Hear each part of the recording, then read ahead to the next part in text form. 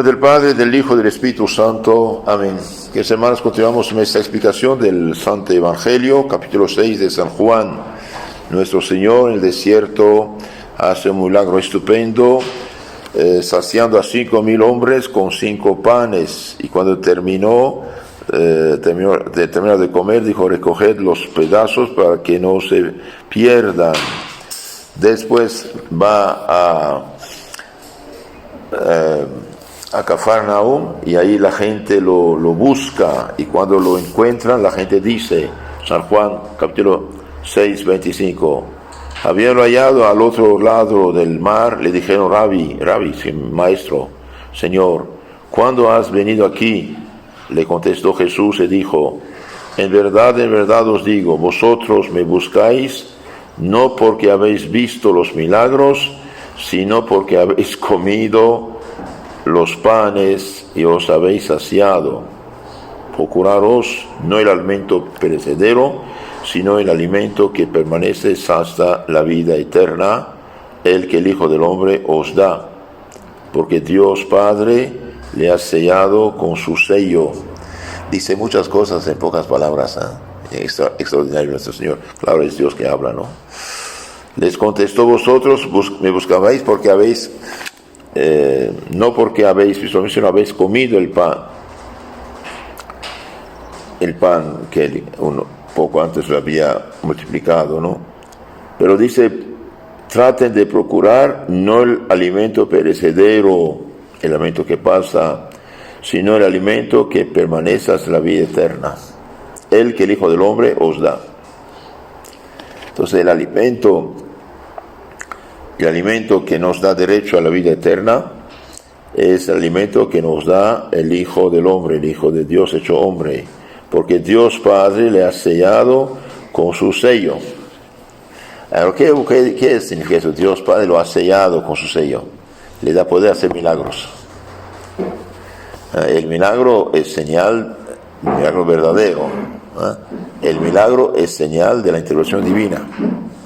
Entonces Dios Padre da poder al Hijo, a la humanidad del Hijo, porque el Hijo es Dios, es hombre, pero a su humanidad hace milagros estupendos frente a la gente. Ahora hay 2 tipos de milagros: los verdaderos o falsos. Los verdaderos vienen de Dios, los falsos vienen del diablo. Pero hay milagros que el diablo no puede hacer. Otros pueden hacer milagros falsos, prodigios que parecen, pero sí. Por ejemplo, una curación, el diablo puede hacerla, porque conoce las leyes, digamos, físicas, biológicas, bien, de la naturaleza. Entonces, él dice: procuren el alimento, no el alimento perecedero, sino el alimento que permanece hasta la vida eterna, el que el Hijo del Hombre os da. Primero, para tener este alimento, tener fe en el Hijo del Hombre. Es importante esto. Tener fe en Cristo Dios. Y cuando tenemos fe en Cristo Dios, Hijo de Dios, hombre, entonces llegamos a otro punto. Vamos a recibir el alimento espiritual que nos da la Eucaristía, el cuerpo y sangre, ¿sí? Eso es también muy importante. Seguimos con el Evangelio.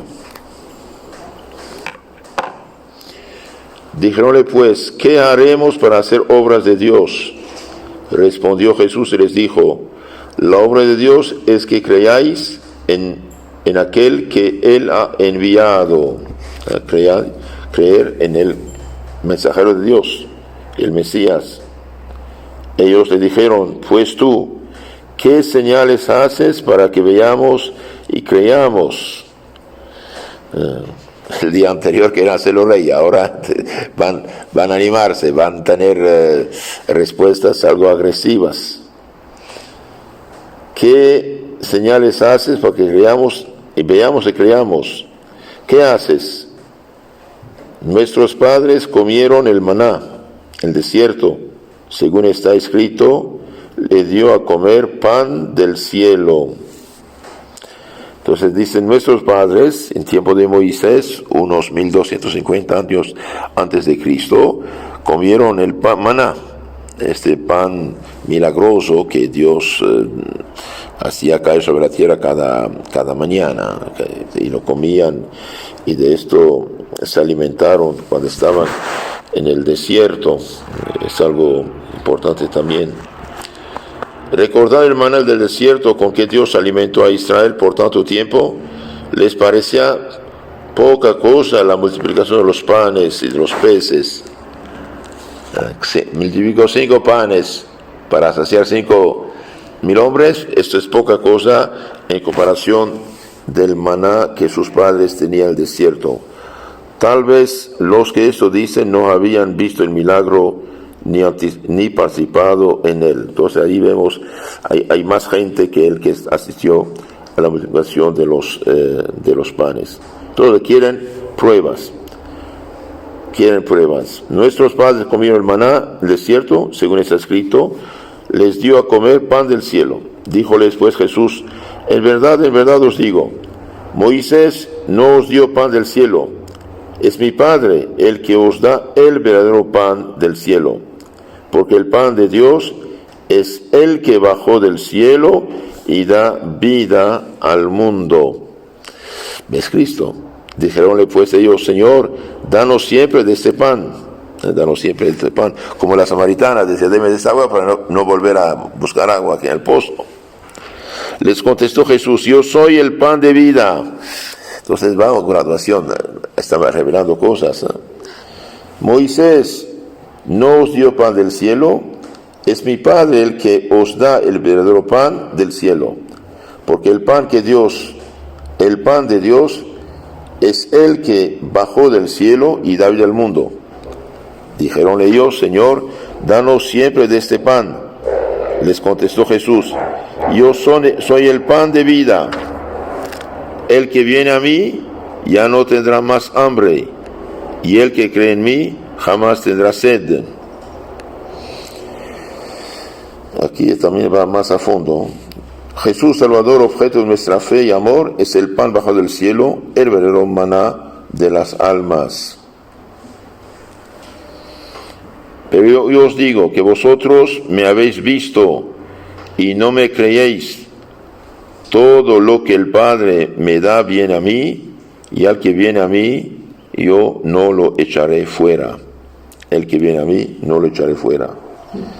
La fe es un don de Dios, y es el Padre quien por ella conduce las almas a su Hijo para que les dé vida y los resucite en el último día.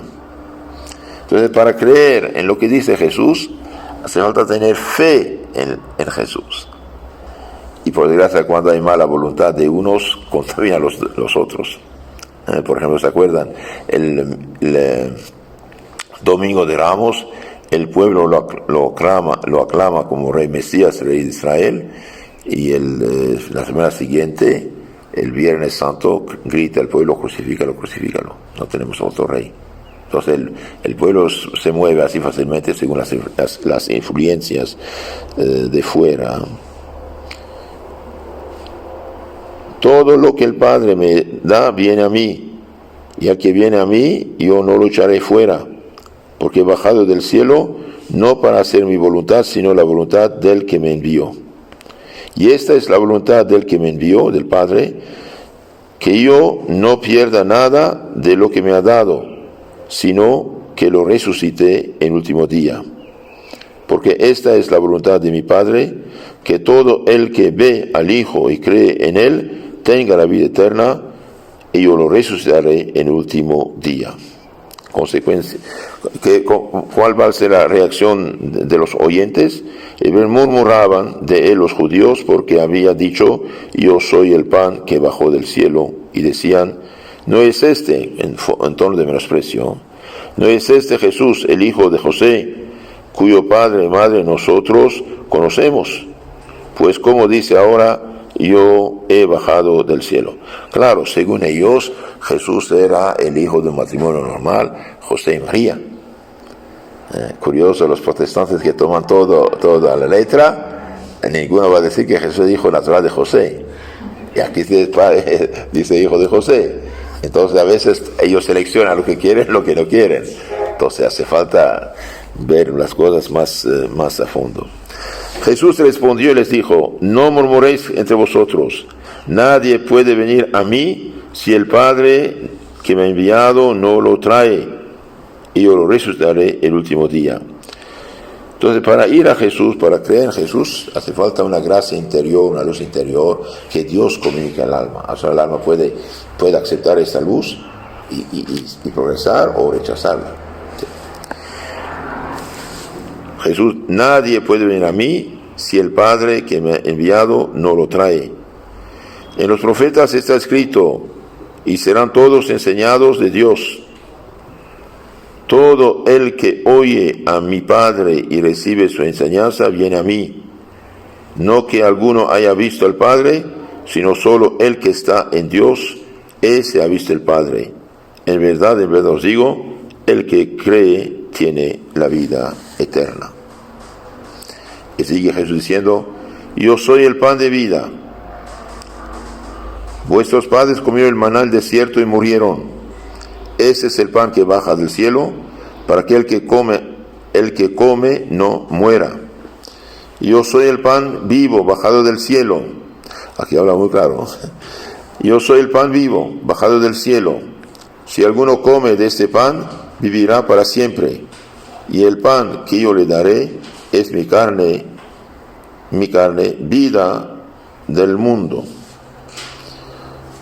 Tenemos como nota aquí en la Biblia: después de la multiplicación de los panes, Jesús anuncia que deben buscar otro alimento superior, el pan de vida, el pan bajado del cielo. En una primera fase de la argumentación, el pan de vida equivale a la fe en Jesús. Noten esto. Entonces, el pan de vida equivale a la fe en Jesús. El que crea en él no tendrá ya hambre ni sed.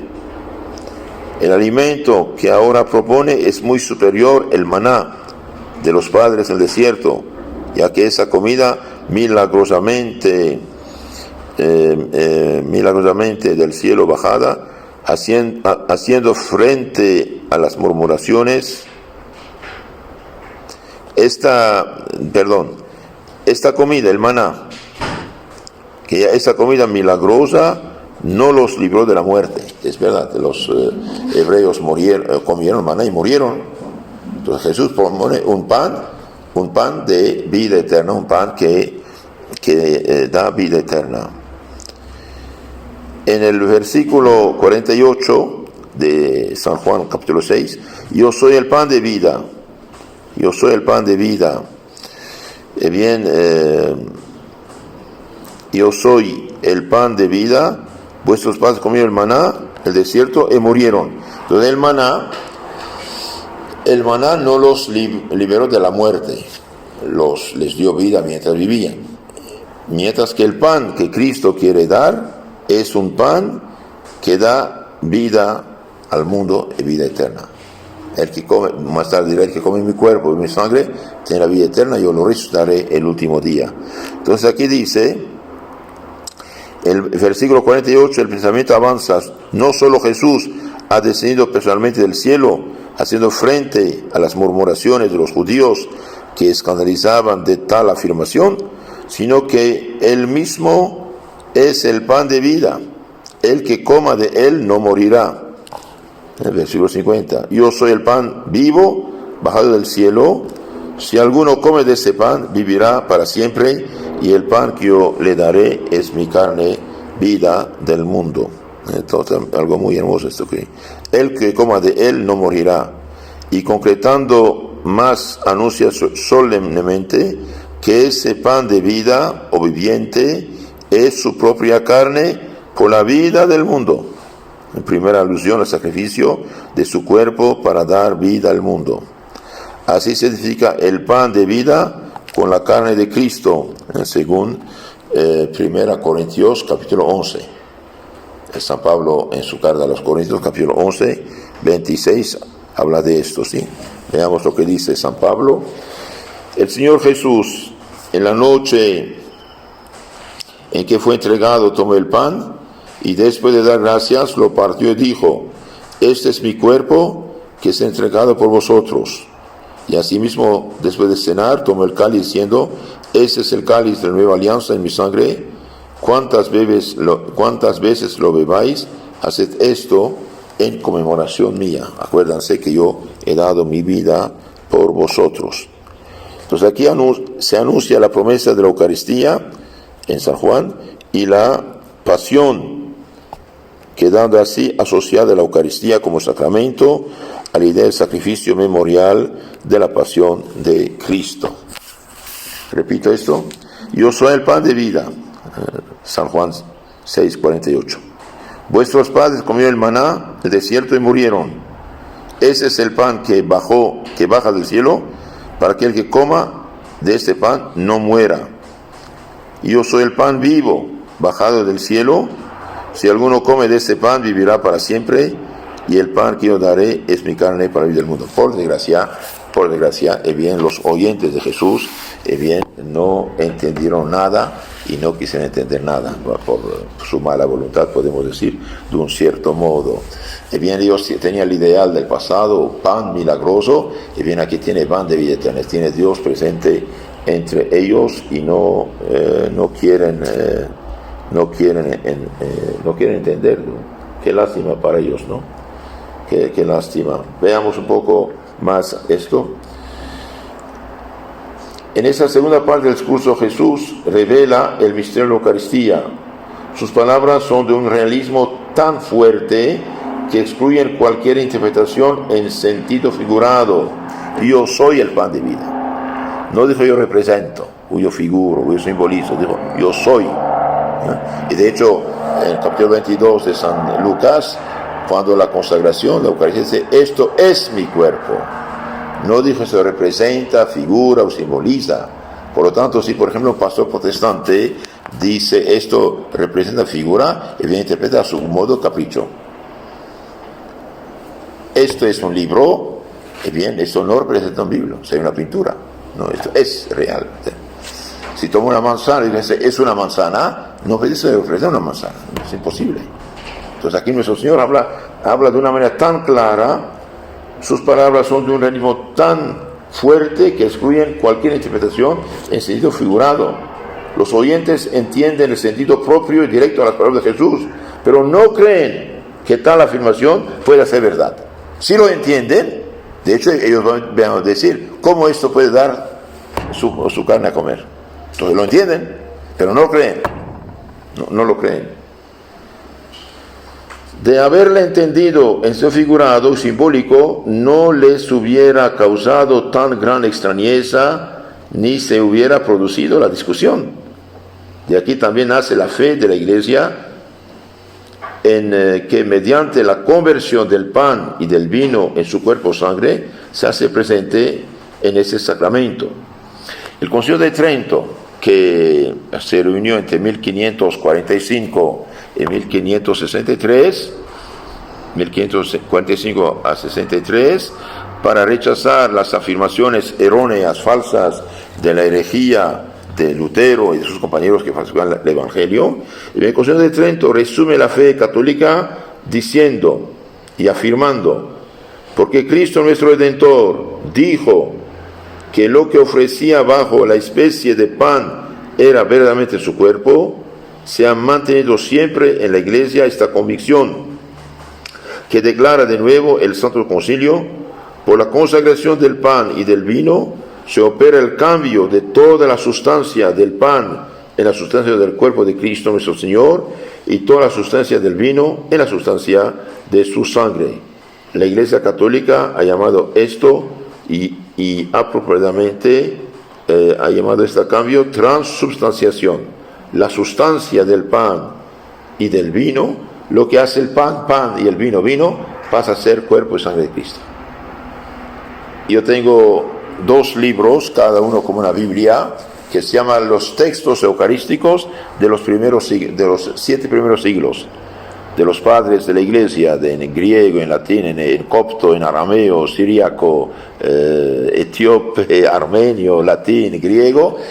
Todos estos santos, sin excepción, todos dicen, antes de la misa hay pan y vino, En la misa, mediante el sacerdote, Jesús mismo cambia el pan y el vino en su cuerpo y sangre. Y uno de esos grandes intérpretes de la Biblia decía, Jesús dijo, esto es mi cuerpo, no dijo, esto representa mi cuerpo o figura mi cuerpo.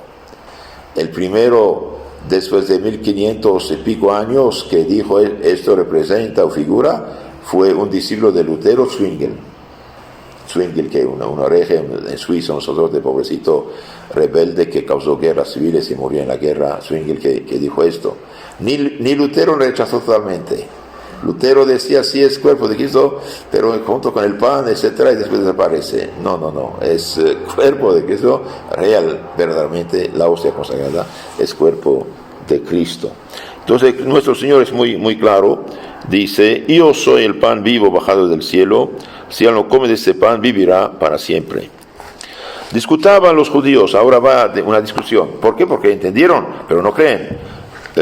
San Juan 6, 52. Disputaban entre sí los judíos diciendo, ¿cómo puede darnos a comer su carne?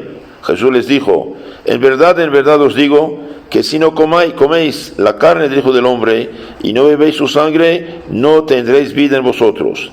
El que come mi carne, bebe mi sangre, tiene la vida eterna, y yo lo resucitaré el último día. Porque mi carne es verdadera comida y mi sangre verdadera bebida. El que come mi carne, bebe mi sangre, está en mí y yo en él. Así como me envió mi Padre vivo, y vivo yo por el Padre, así también el que me come vivirá por mí. Ese es el pan bajado del cielo, no como el pan que comieron los padres en el desierto y murieron. El que come este pan vivirá para siempre. Esto lo dijo enseñando en la sinagoga de Cafarnaum. Entonces realmente ese texto es muy, muy profundo, muy claro, de suma importancia, y por desgracia nuestros hermanitos perdidos por el protestantismo no entienden nada de esto y no creen esto y no tienen el pan que da derecho a la vida eterna. Repito, es importante. Jesús les dijo, en verdad os digo que si no coméis la carne del Hijo del Hombre y no bebéis su sangre, no tendréis vida en vosotros. Vida espiritual, vida de santidad, vida del Espíritu Santo. El que come mi carne, bebe mi sangre, tiene la vida eterna, y yo lo resucitaré el último día. Miren, cuando el catecismo pregunta ¿qué es la Eucaristía? ¿Y qué se contesta? La Eucaristía es el sacramento que contiene real y verdaderamente cuerpo, sangre, alma, divinidad de nuestro Jesucristo bajo la especie del pan y del vino. Concretamente toda esta definición está tomada del Evangelio de San Juan, podemos decir 6, 52 y siguientes. Dice, este es mi cuerpo, este es mi sangre. Si no comen, no tendrán vida eterna. Veamos un poco una explicación más acerca de esto. Es muy, muy, muy hermoso, ¿sí? 3 veces compara Jesús el verdadero pan de vida. 3 veces compara Jesús el verdadero pan de vida, su propio cuerpo, con el maná, con el que Dios había alimentado a los hebreos en el desierto durante 40 años. Así hace una invitación a alimentar frecuentemente nuestra alma con su cuerpo, que es manjar celestial. De la comparación del pan de los ángeles con el pan y con el maná, fácilmente podían los discípulos deducir que así como el cuerpo se alimenta de pan cada día, y cada día eran recreados los hebreos con el maná en el desierto, del mismo modo el alma cristiana podría diariamente comer y regalarse con el pan del cielo. A más de que casi todos los santos padres de la Iglesia enseñan que el pan de cada día que se manda a pedir en la oración del Padre Nuestro, no tanto se ha de entender del pan material, alimento del cuerpo, cuanto de la recepción diaria de la Eucaristía. Esto lo dice San Pío X, Sacra Tridentina Synodus del 12 de 1905. Entonces aquí dice San Pío X, de la comparación del pan de los ángeles con el pan y con el maná, fácilmente podían los discípulos deducir que Así como el cuerpo se alimenta de pan diariamente, y cada día eran recreados los hebreos con el maná del desierto, del mismo modo el alma cristiana podría alimentarse cada día del pan de los ángeles, que es la Sagrada Comunión. Es algo muy hermoso todo esto. Entonces nuestro Señor no habla de una manera simbólica, habla muy clara. El que come mi carne, bebe mi sangre, tiene la vida eterna, y yo lo resucitaré el último día. Porque mi carne es verdadera comida, mi sangre es mi vida. El que come mi carne, bebe mi sangre, en mí mora y yo en él. Santo Agustín dice como el pan, la tortilla, el frijol, el arroz, ¿no? Como el alimento corporal se transforma con una química extraordinaria organizada por Dios, se transforma en nuestro carne, hueso, pelo, sangre, etc. Y bien, al comulgar nosotros nos transformamos en Cristo, nos cristificamos. Por eso normalmente cada día uno debería hacer un pequeño progreso espiritual en las virtudes debido al flujo de la presencia real de Cristo. Ahora, un puntito, digamos, en favor de los judíos aquí que escuchan. Es verdad, para eso un poco no es fácil. Nosotros tenemos una herencia de 2000 años, la explicación de todos los santos y padres y todos los milagros eucarísticos, etc. O se entiende esta cosa. Luego de haberlo oído, muchos de sus discípulos dijeron: duras son estas palabras, ¿quién puede oírlas? Y no solamente los oyentes de fuera, también los mismos discípulos, los seguidores de Cristo. Conociendo Jesús que murmuraban de esto, sus discípulos les dijo: esto se escandaliza, pues ¿qué sería si vieras al Hijo del Hombre subir ahí donde estaba antes? El Espíritu es el que da vida, la carne no aprovecha para nada. Las palabras que yo os he hablado son espíritu y son vida, pero hay algunos de vosotros que no creen, porque Jesús sabía desde el principio quiénes eran los que no creían y quién era el que había de entregarle. Y decía: por esto os dije que nadie puede venir a mí si no lo es dado de mi Padre. Desde entonces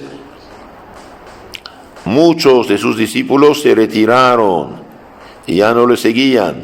Muchos se retiraron, ya, decepcionados, según sus pequeñas ideas. Es curioso, cuando uno no entiende algo, echa la culpa al otro. Echa la culpa al otro. De que para ellos Jesús es culpable porque no entiende lo que dice. Muchos de sus se retiraron. No han pensado, no han reflexionado, solamente no cabe en su pequeña cabeza. Entonces, hoy los protestantes hacen lo mismo. Ellos no se robaron la Biblia, nunca escucharon ni los apóstoles, ni Cristo, ni los discípulos y de los apóstoles, ni los educantes de los apóstoles hablarles de esto. Nos robaron nuestro libro, escucharon interpretaciones hechas por gente desviada que llamamos hereje, que sigue sus opiniones personales, y después nos acusan a nosotros de lo que no somos. Esto no vale, no. Desde entonces muchos de sus discípulos se retiraron y ya no le seguían. Y dijo Jesús a los 12: ¿queréis iros también vosotros? Respondió Simón Pedro, y dijo: Señor, ¿a quién iríamos? Tú tienes palabra de vida eterna, y nosotros hemos creído y sabemos que tú eres el Santo de Dios. Respondióle Jesús: ¿no he elegido yo a los 12? Y uno de vosotros es un diablo. Habla de Judas aquí. Hablaba de Judas Iscariotes, porque uno de los 12, habría de entregarlo. Veamos un poco más eso también.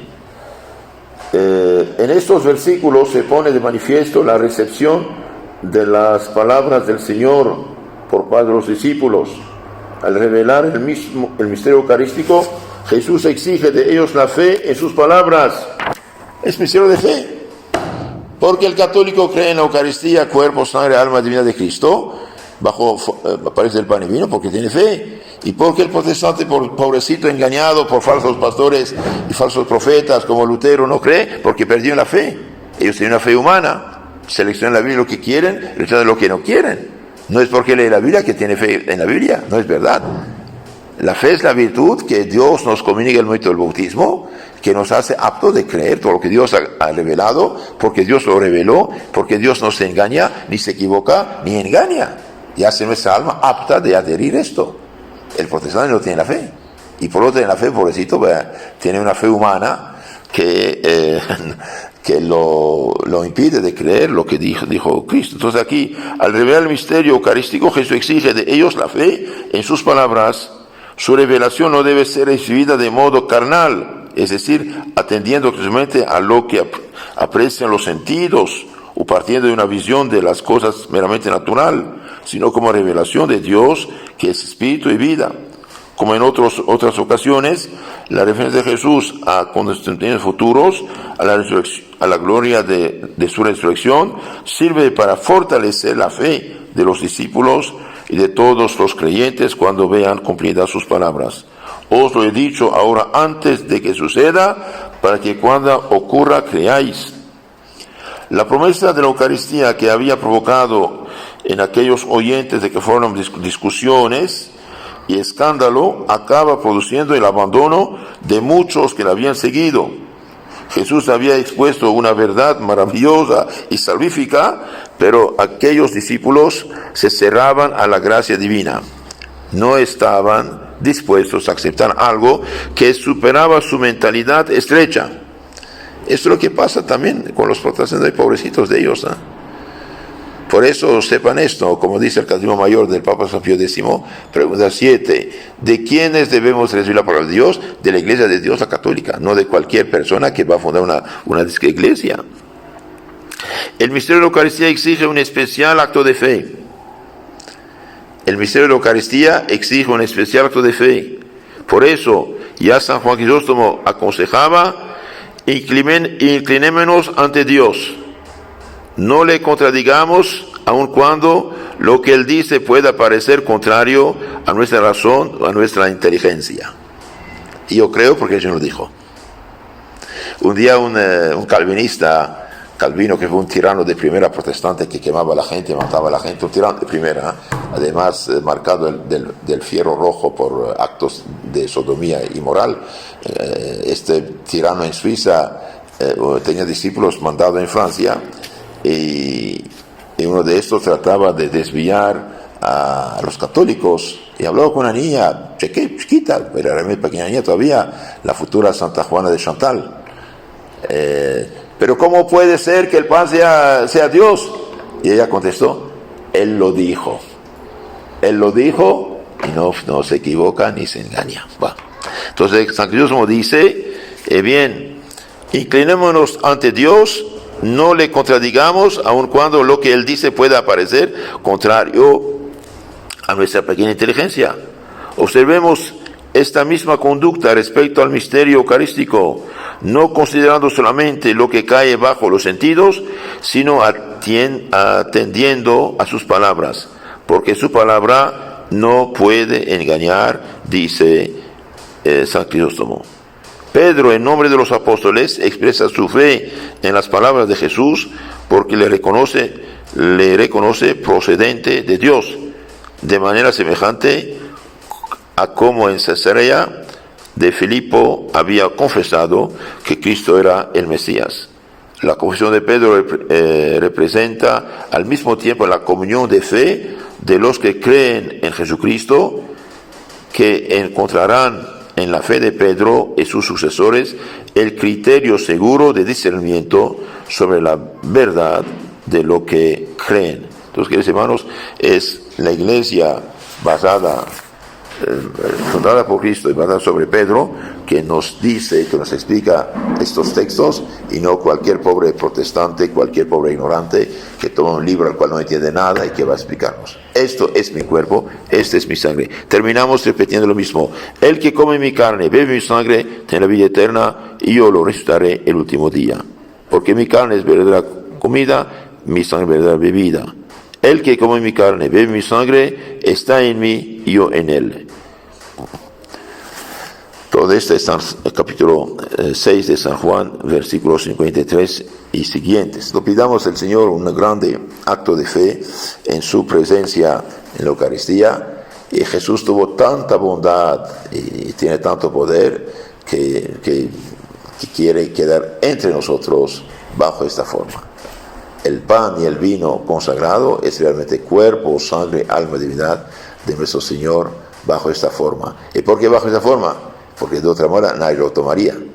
Entonces, como el pan alimenta, así la Eucaristía pone nuestro corazón, nuestra alma en contacto con nuestro Señor para purificarse, santificarse, fortalecerse, iluminarse, realmente divinizarse. Divinizarse es algo maravilloso que tenemos. Y dichosos somos de tener esta fe, y valoricemos la fe y ayudemos a los demás para que no la pierdan. Jesús está entre nosotros bajo esta forma.